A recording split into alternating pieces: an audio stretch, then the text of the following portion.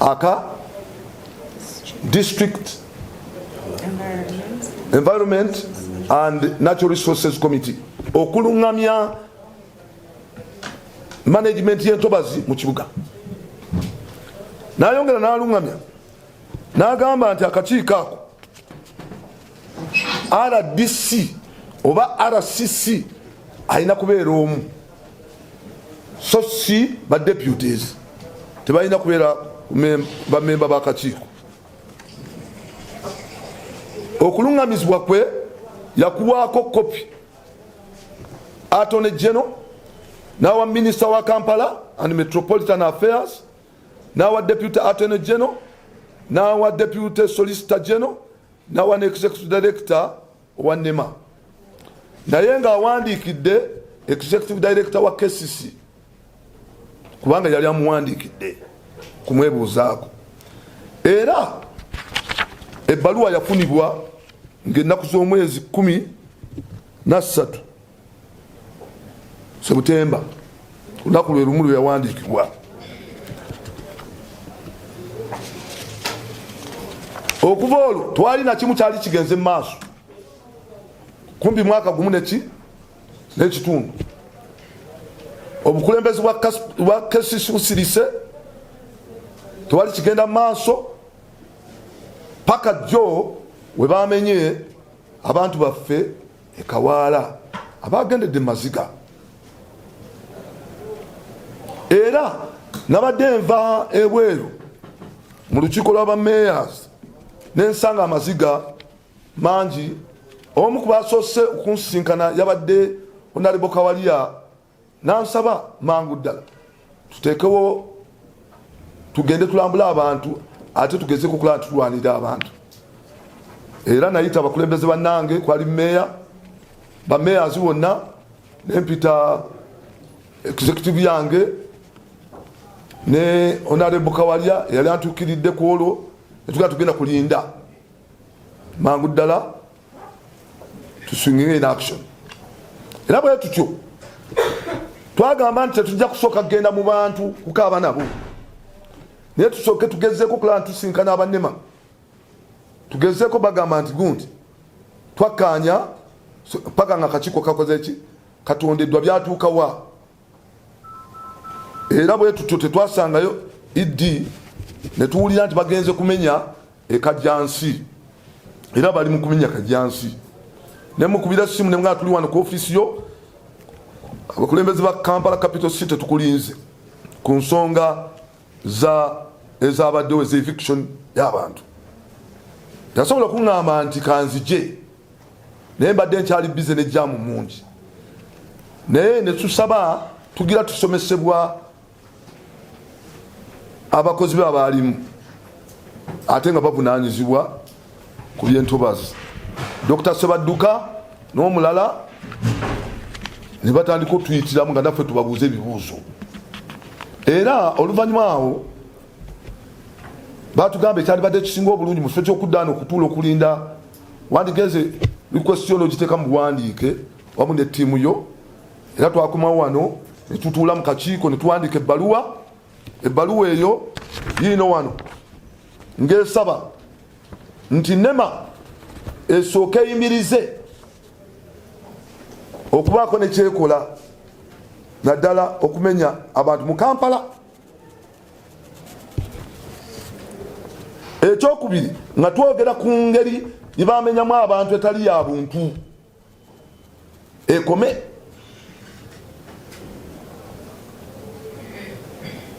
Naddala nga bamenya abantu abanaku ng'ate oluusi abagagga babakola ati babaleka selective application ye. Ne tugamba nti NEMA nga wamu ne abakulembeze ffenna tugende mu bitundu ebyo tusomese abantu tubalambike, kubanga otwogerera mumanyi NEMA yakagazetinga entobazi zaayo naye okumakinga tenda bakumakinga wa entobazi weziyita kati abantu tebamanyi bali mu lutobazi oba tebali mu lutobazi. Kampala yonna ebitundu ebisinga lwali lutobazi, paaka awo kukka wansi na Kivuba wonna lwali lutobazi naye ne bavanvishinga. Kati abantu tebamanyi otobazi luyitawa.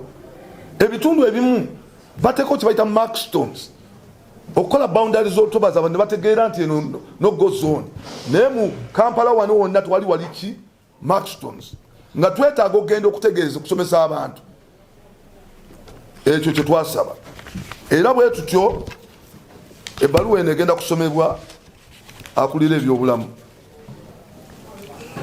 mu kaseera ke kamu ku lunaku olwo lwennyini nenoonya ebbaluwa oba solicitor general yatuddamu twali tugiinako kopi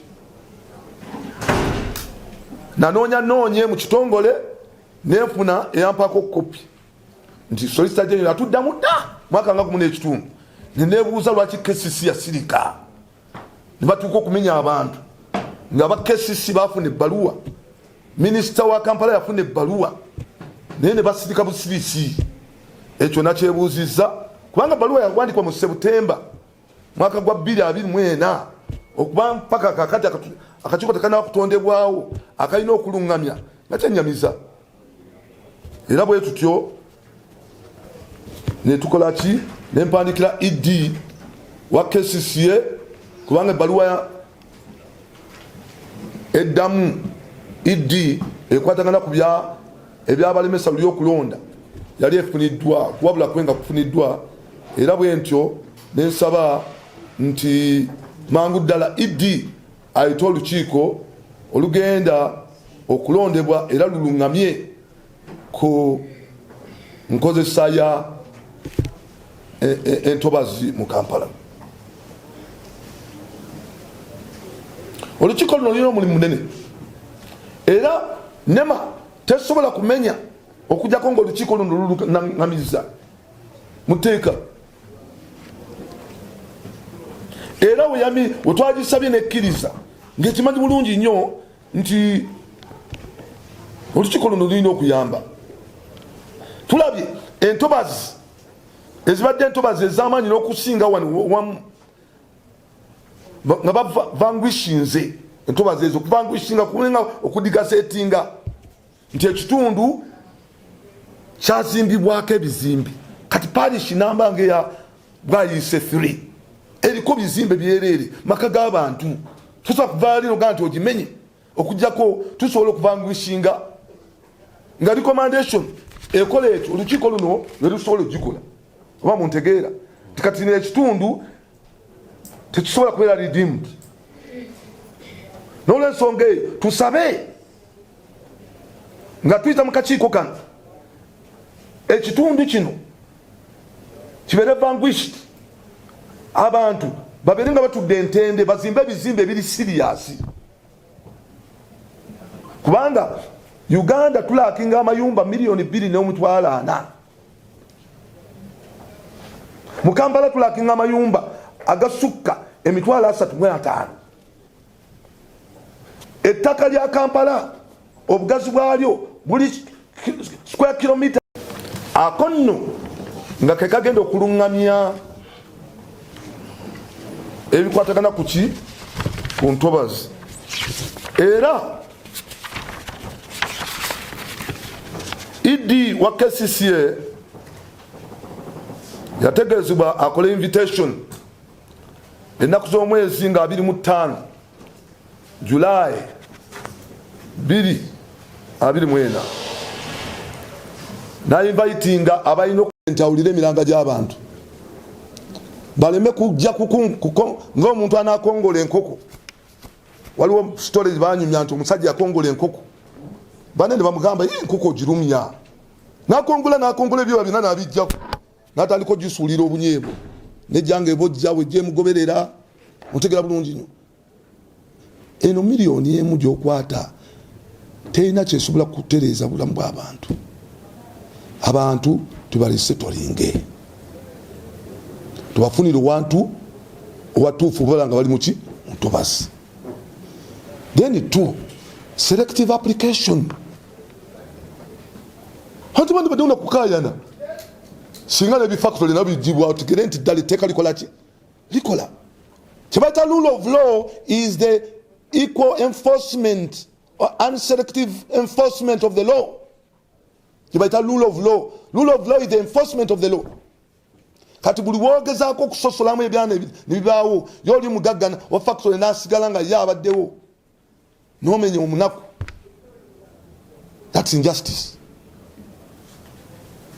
So tusaba president wetekawo byolikola likolere ku buli omu.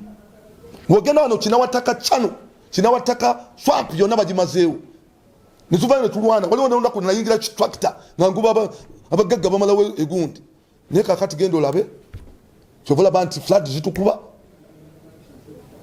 Tetukanyala abantu bazimba mu ntobazi kuba ye reason Katonda atonda ebiwonvu n'ebikko. Entobazi ezo they are ecosystems ezifiltering ezina media efiltering amazzi agagenda mu Lake Victoria nga gali malungi mayonjo. Kampala we have overbuilt runoff, surface runoff, amazzi agamukoka mangi ganonyawe gaita tegalina we gagenda. So entobazi twagala okulaba nti safeguardinga era nagambye nze ngenda kulwana n'oyo yenna kati ayongera okuyingira entobazi naddala nga bamaze okugazetinga tumaze okugezera n'abantu. We are going to safeguard entobazi ng'akakiiko n'okulaba wa tusobole okutereereza kati bakkirize akakiiko kakole bakolagana n'akakiiko tugenda kulonda vice ne chairperson w'akakiiko abagenda okutukulemberamu tulabe nga tukanja ku entobazi. Bannakampala abateeberezebwa okuba nti basenga mu ntobazi mu Kampala. Abantu b'Ekawaala n'ab'ebitundu ebirala mu Kampala nga bayita mu looya waabwe MS Lukwago and Company Advocates beekubira enduulu nga basaba NEMA ne bandika petition nga basaba NEMA reviewing restoration orders zirali etaddewo. Ekyo bakikola ennaku z'omwezi nga 2 mu June 2024 era balooya tebagenda mu maaso n'ensonga eyo. Ennaku z'omwezi nga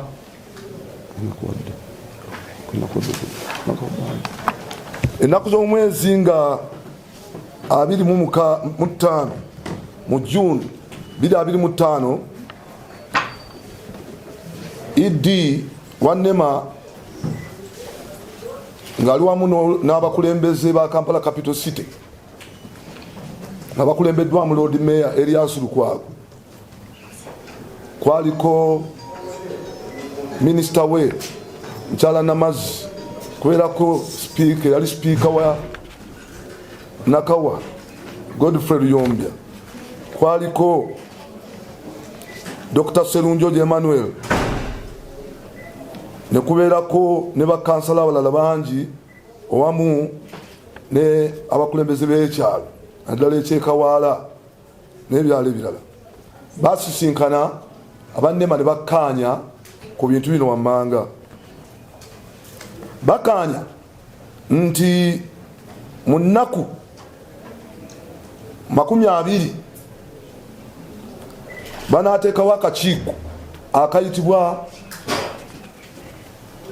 District Environment and Resources Committee.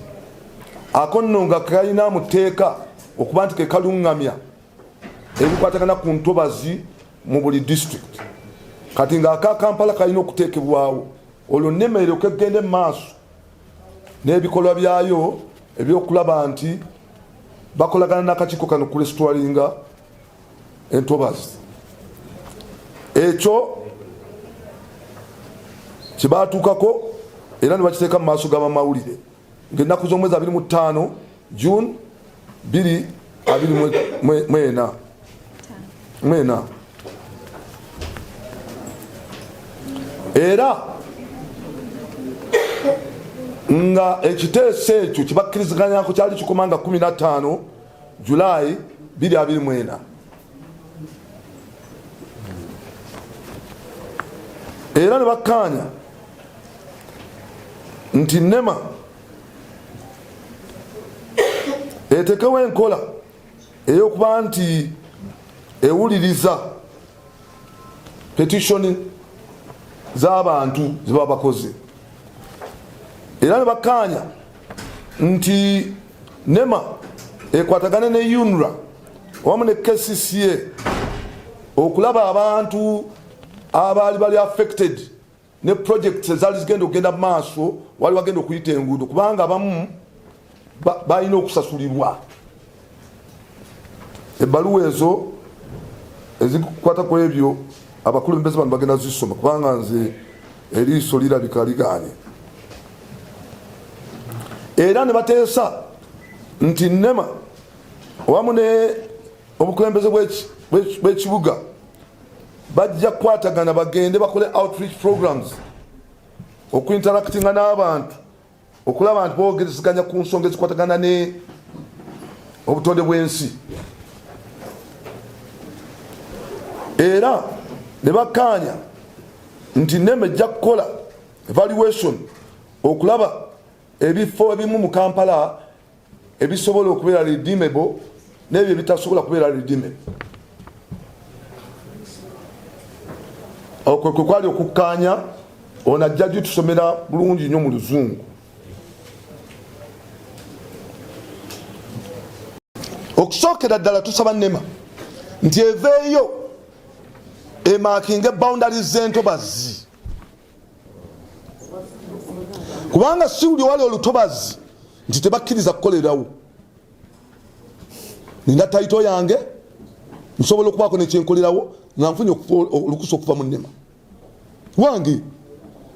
Nakugambye nti waliwo ebitundu NEMA byadigasetize ng'ebugoloobi, nengenda mu palamenti nenwana prime minister nanziramu ebbaluwa nangamba nti awo wali vanquished. Kati tusaba nti mu bitundu ebirala walabira ddala nti bantu bazimbye ennyumba ez'ekitiibwa, tulabe engeri kitubayamba okupulaningawo tuvanquishinge ekitundu ekyo nga tukosa akakiiko akagenda okuteekebwawo kakole recommendation, egende bakole policy mutegera bulungi, egenda okuba nti ekola ku nsonga eyo. Tosobola kujjawo parish number,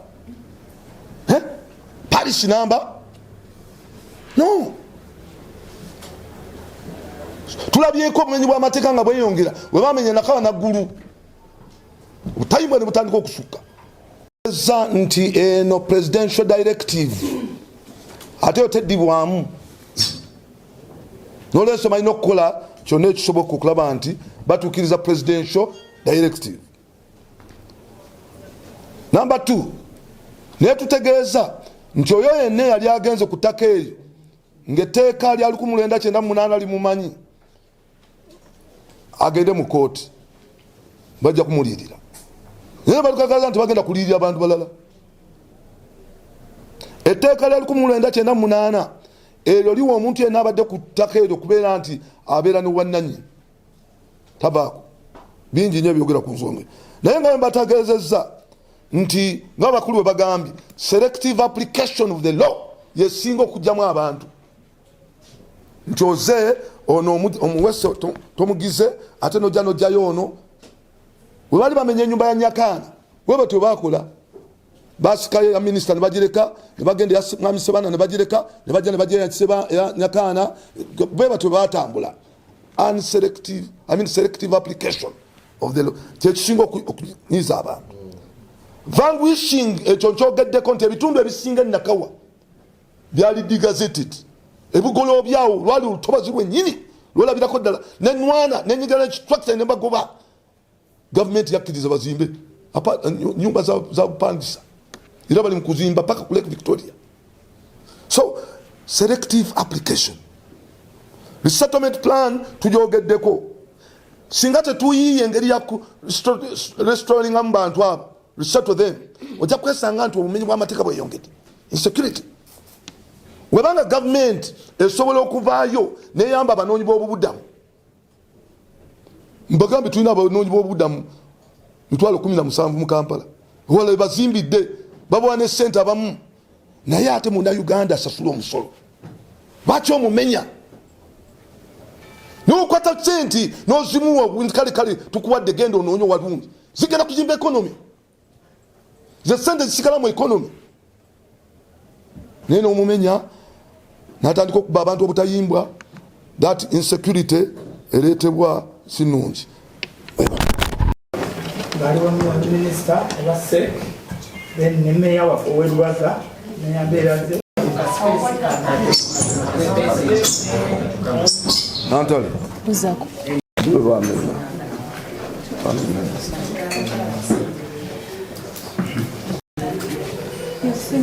I'm saying 29th of May. 29th May. Tuyanjule Meeya tandikirawo kuyanjula Ebya environment.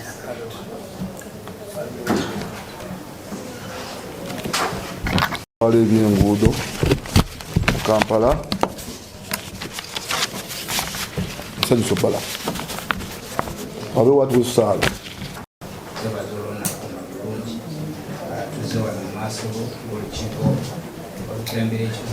zungu tonotono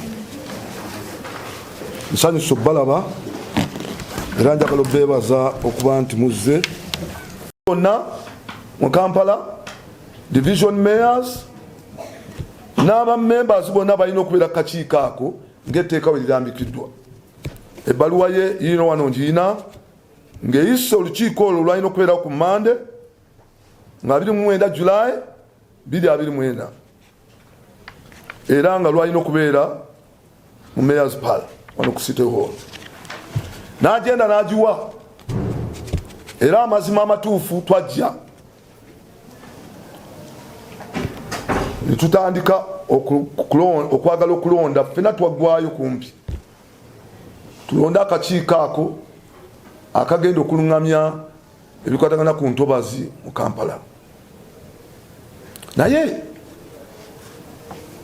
twali twetaaga interpretation y'etteeka ku membership y'aba division RCs deputy RCs ng'etteeka ligamba RCC omu naye bo nga bagamba nti bonna balina okubeera ba members. Era Ebya NEMA yaliwo nga yagenda okulondesa akakiiko atuluŋŋamya ba members ne bagamba nti nedda RCC omu yalina okukola ki okulonda era ye member era okukakana nga lukiiko lusazeewo luwandikire Solicitor General okufuna interpretation entuufu. Solicitor General yawandiikibwa ebbaluwa okuwa interpretation entuufu mu September 2024 mu bufunze ng'agamba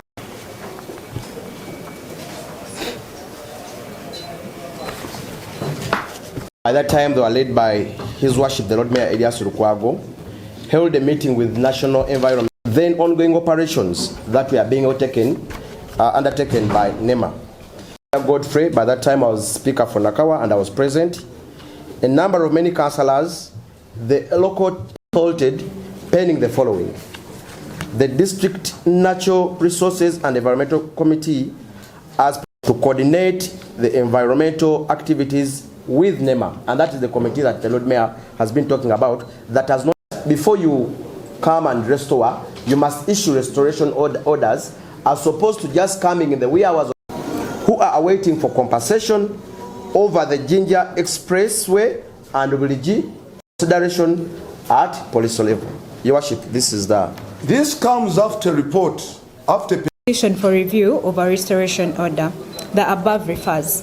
We confirm receipt of your petition dated 2nd June. Ala City and Wakiso District has been scheduled for hearing on 18th day of July 2024 at 2 p.m. at NEMA House Boardroom. The authority requests for all records or documents intended to be relied on in the appeal, including all correspondences relating to the case, to be served upon the authority by the 16th day of July 2024. Take further notice that the hearing will be conducted without withholding. signed by the ED. Kati zine balua eno yavaamu eri nekola amakulu naye kyalemesa yensonga ya RCCs aba deputy RCCs okulaba nti baali baagala kukola ki netusiikinga advice from the Solicitor General eyawa kuwabula nti olukiiko luteekebwewo kesi sineekerewa okumala omwaka gumu kumpi n'ekitundu nga teronze kakiiko ako NEMA kusobola kukwatagana nako kulaba nti okumenya kw'abantu tekubaawo oba kubeerawo nga wamaze okulungamizibwa akati bamenye bakoze eki bamenye ekwe kusinginga in action mangu etusagamba musoke muyimirize ekyo no kyayambye mwandibadde mutukubirako mu ngalo ng'abakulembeze kyakoze eki kyayambye nti ogukola ki ogusula gukuwa ki emposa era kakati twatandise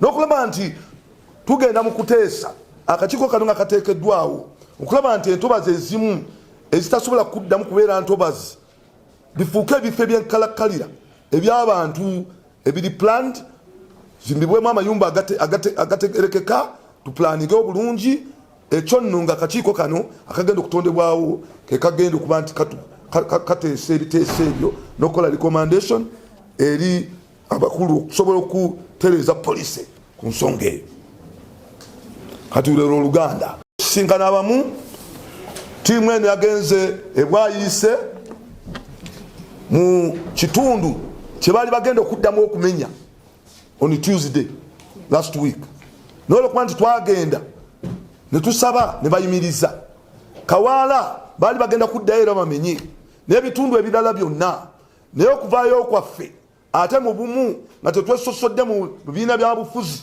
nga tulwanirira ekintu kimu nga nateesa wano ne tusobola okuteesa n'enema netuwa omwezi gumu okusobola okulaba nti tweteekateeka tutule nabo tukanye nga akakiiko kano kateekeddwawo bwayise 1 bwayise 2 ekitundu kyayo ne kumpi bwayise 3 yonna ezo parishes zirimu abantu otegera bulungi ate era nga meya wasomye wali ebifo bino ebimu bibadde biyitamu bina plan okuyitamu enguudo nga World Bank yeyama okusasula abantu abo baveewo bulungi okusinga ne we bali settlement plan nga weeri settlement plan nga weeri World Bank tegala abantu abo kusigala nga we bali bagala bafune security of tenure omuntu afuna security of tenure kitegeeza nti ate alema okudda ate mu ntobazi endala agenda afuna title abantu bagamba newe bamenye ettaka lyabwe bibanja byabwe ttaka lyabwe teririna mu ntobazi kati ani agenda okugira bakulembeze nga bakwataganye naki NEMA ne batumakingire entobazi zikomawa edda NEMA yayinanga atlas teyayina gazetted wetlands n'abantu balinako ebyapa so this is an issue that we should handle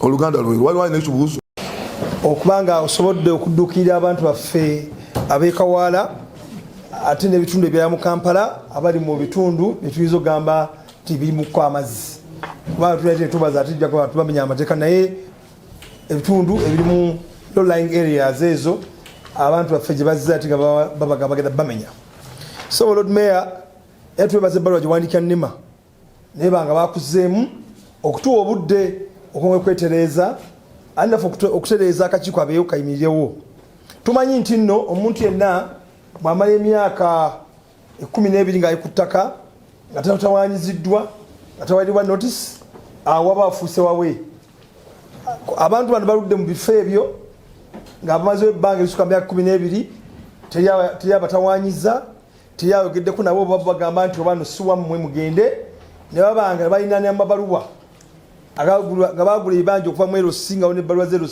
LC ba gavumenti so enteekateeka yonna ey'okubanga Lord Mayor bazze bamenya abantu baffe ng'ate gavumenti yebagamba babeerewo kyamu era nga ffe akulembeze tukivumirira naye tuvaayo eddoboozi lyaffe bwoliwuliza novaayo n'ojja obalwanirira Lord Mayor tusiima era naffe tugenda mu maaso okulanya abantu baffe abo abawangira mu ntobazi abawangira mu bitundu ebyo kuba beetaga obwekanya bannayuganda balina famire balina abaana balina bizinesi okubaawo mu nsi eno Uganda gye balina tebalina nsi ndala so tulowooza nti nno ennuŋŋamu enteekateekayo zonna zonna nga Meeya bw'ayogedde gavumenti erina planning office enamba abantu balina okuplanningibwa planning department institution ezo zikola mulimu ki so tukivumirira nti abantu baffe balina okuteekebwa ate ne bajja nga n'akakiiko akalina okubategeka akawansi top bottom KCC eweri obukiiko paka kugombola weebuli obwandibadde buteekebwawo bwa environment nga tebuliiwo tukivumiraga bakulembeze obukiiko alikiza kuteekebwawo ne babanga batuinvolvinga ng'obuwaayiro obugamba muteeka environmental act akawayo 16 kalaga bulungi enteekateeka okuteeka akakiiko ako aka environment ne kalaga mu section 2 era under the section 16 enteekateeka ki abantu baffe balina okubeera involved bameeya bachairman ffe abantu ffenna bakulembeze nga tebanagenda kumenya saafunye ku baluwa yonna nga bagenda okumenya abantu abo bali batubulira kulembeze tinowala ensonga eno bweti naye twategedde twakumakyama bayamaje poliisi mu kitundu ekyo ngamenya abantu baffe so tukivumirira obukulembeze bwa respect babwenga buwa ekitiibwa yabadde yakunyigiriza abantu baffe era tujja kwongera kugenda mu maaso n'okubalwanirira paka banafuna obwenkanya South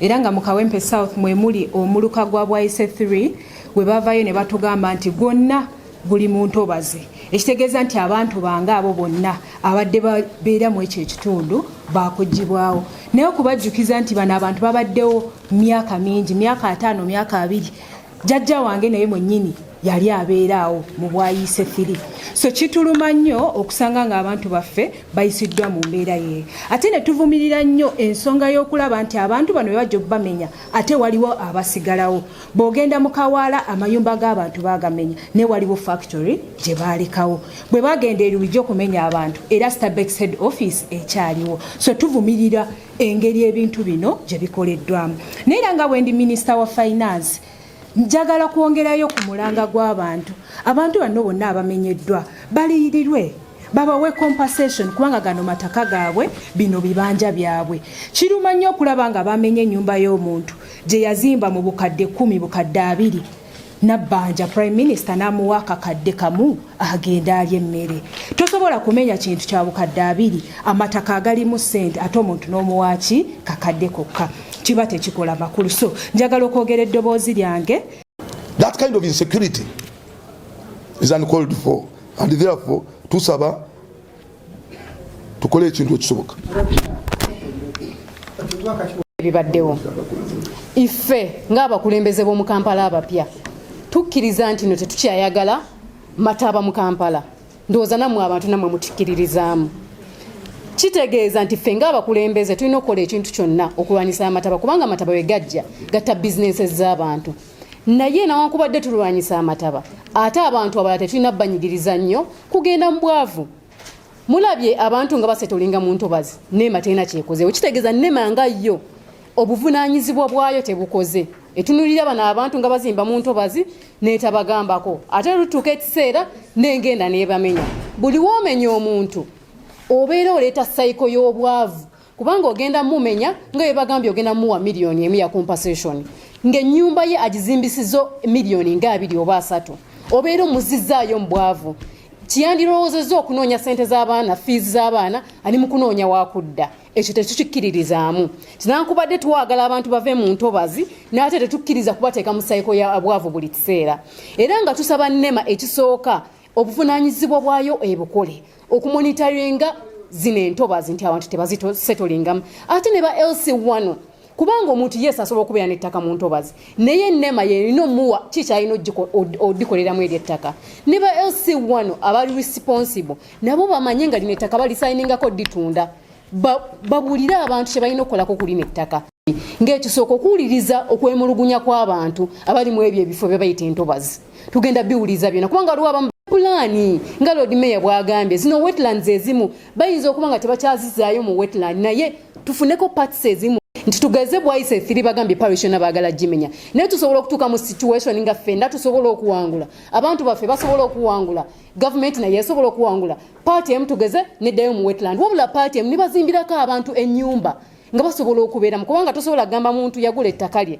miliyoni 10 miliyoni 5 nazimbako ennyumba ya miliyoni 2 atambule butambuzi agende ekyo tekigenda soboka bituyamba okukwata amazzi agava muki mu runoff so tuyambe nti ebintu nga wetlands tusobola okubikipinga nga tetubisetolinzeemu sobola okulwanisa guno omuliro obuzibu bwa flooding so ndowooza Lord Mayor Thank you so much. Including Kawala petitioned the office for the Lord Mayor on matters concerning the review of the restoration order from NEMA.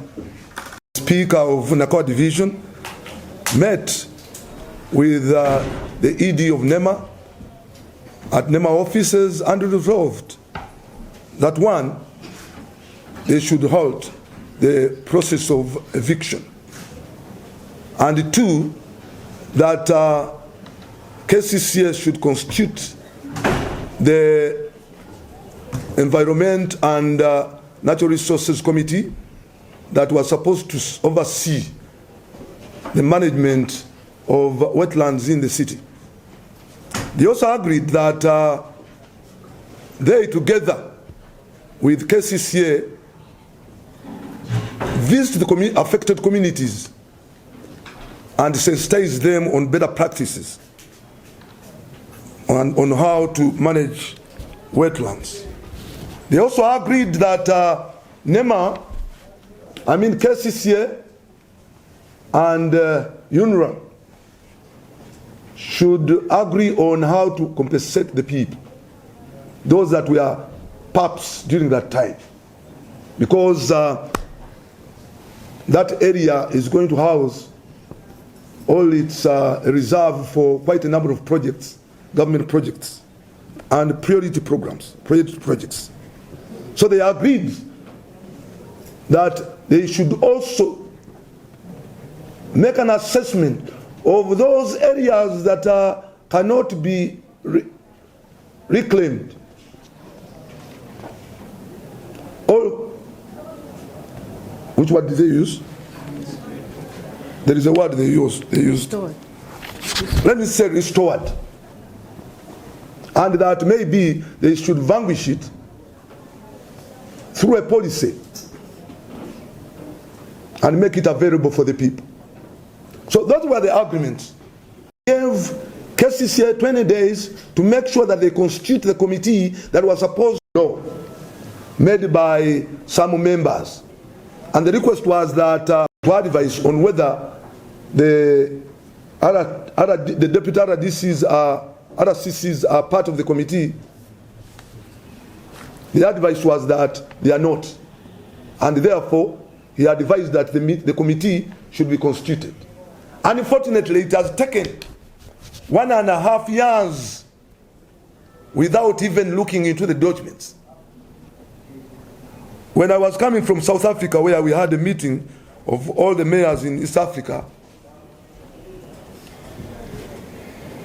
and some parts of Africa, I heard that people in Kawala had been evicted mercilessly by NEMA. Fortunately, the following day, I received leaders from Lubigi. We sat, and those of Awempe, the mayors of Lubigi, my executive committee, city executive committee, and we sat in a meeting and resolved to go and meet the ED of NEMA.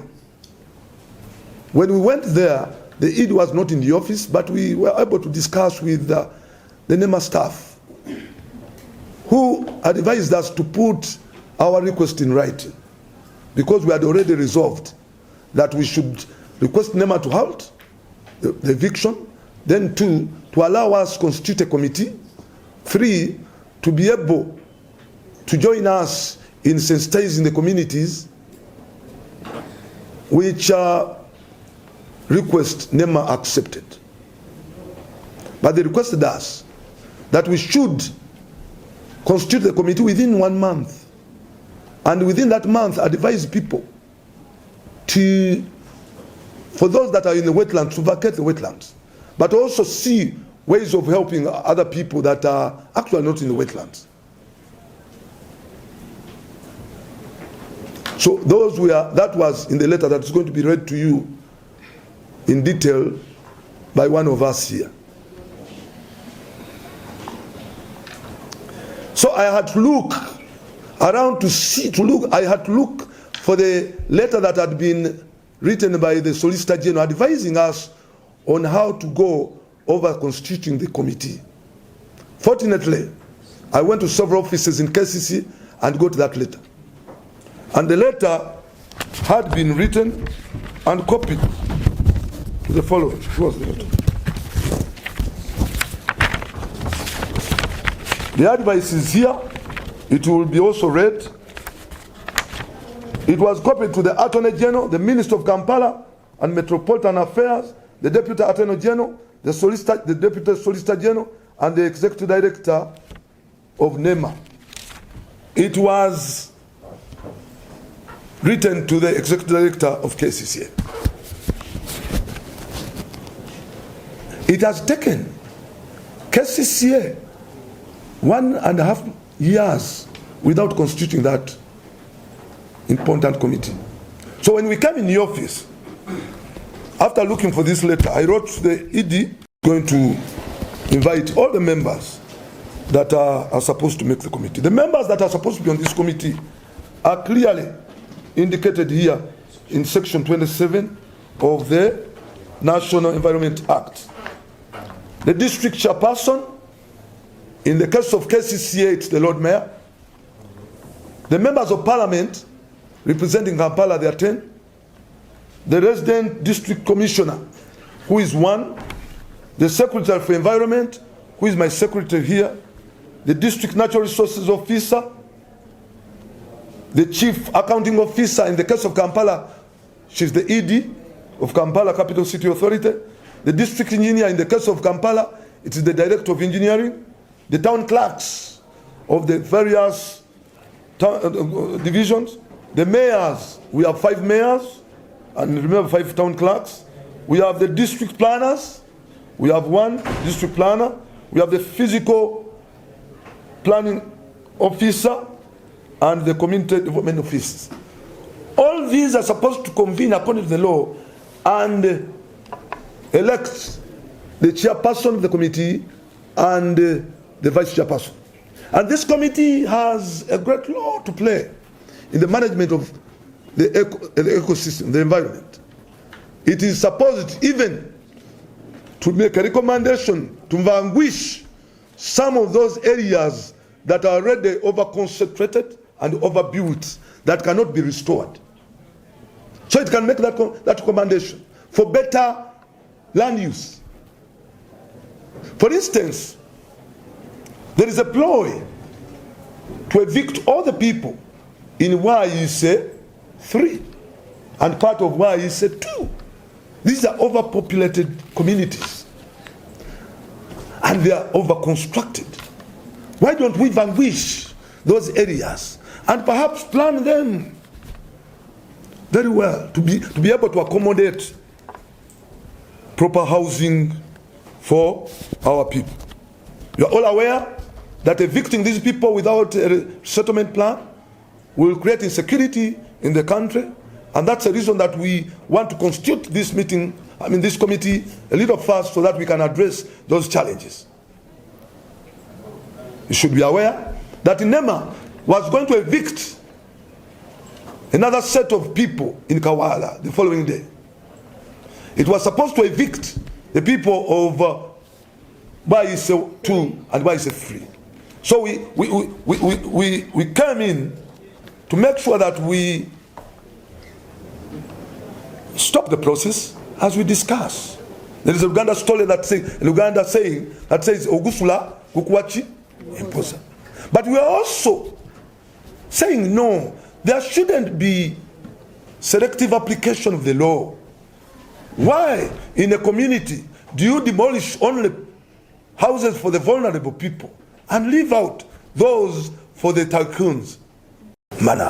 So we are calling upon government to make sure that they come to know that these are Ugandans. I have known that government looks after refugees in our country. Refugees have been integrated amongst us. There is social cohesion. But when it comes to vulnerable Ugandans, they demolish their houses without looking at how they are going to live. So we are saying, look, can you compensate those people? If at all you get money and dish it out to even rich people, why don't you think of compensating these vulnerable people so that they may not become a problem of insecurity? As you are all aware, I work as a team, and we are a team, irrespective of the parties we subscribe to.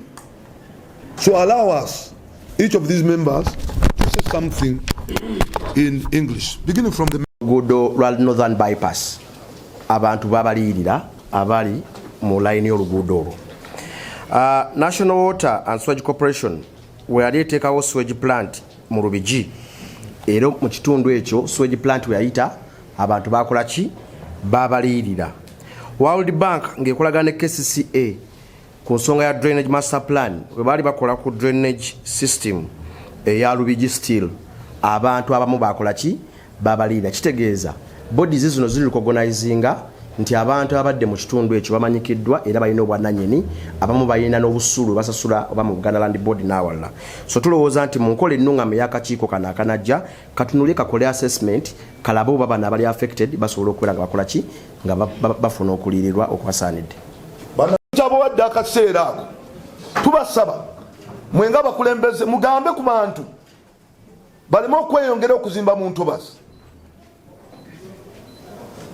Kasabye obukulembeze nga tukyateesa kakiiko ako akagenda okulungamya tuziize abantu ate okugenda mu maaso okukuziba mu ntobazi ate ebintu byabwe bimenyebwe. Era njagala okuyita wano ku mpewo tusabira ddala abantu baffe nti oba omanyi nti wooli lutobazi sooka okomye okuzimba tumale okugonjoola okuteekateeka akakiiko kano akagenda okulungamya. Kati nsaba abantu bange bansomera amabaluwa gemba wadde mutegerere ddala nti twogera ne evidence ku nsonga eno. Tutandikira ddala ku bbaluwa tandika eno eya petition oddeko ey'olukuŋŋaana olwalimu Lord Mayor eno oyokoddeko ezaffe eno.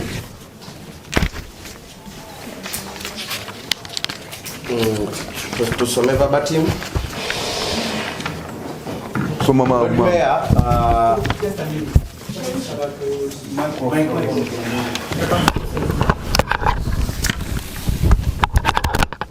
Netufuna abantu abava mu byalo ne bajja bagala kubeera ku kibuga. Netufuna abanoonyi b'obubudamu tulina omutwalo 17 abanoonyi b'obubudamu mu Kampala bali registered bali mu Kampala muno. Kakati nga ettaka lyaffe liri stressed nga okwata n'omenya bumenyi ogenda kuleeta poliisi mutawaana nga twandisabye nti ebitundu ebimu ebizimbiddwamu nga tosobola kuristowalinga tuivanguishinge nga akakiiko kano ke kalina okukola omulimu ogwo. Era tulina ebitundu nga kinawattaka ebyabadde vanguished bugoloobi byali vanguished naye nga tuzibadde ddala ntobazi zennyini. Naye tubayambe nti wetwebeera vanguished tusobola okuzimbawo low cost houses nga z'abantu abo bennyini abaliwo eziri planned. Akakiiko kano nga ke kalina okuyambako okusaba recommendation okukola recommendation egenda mu bakulu bagitunuulemu.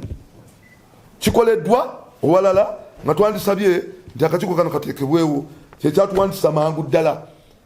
Idi era namubuuziza eggulo ebbaluwa yagifuna naŋŋamba agenda kukebera okulaba nti atuddamu mangu ku nsonga y'okuyita akakiiko. Akakiiko ako kaliko bamemba wano wammanga.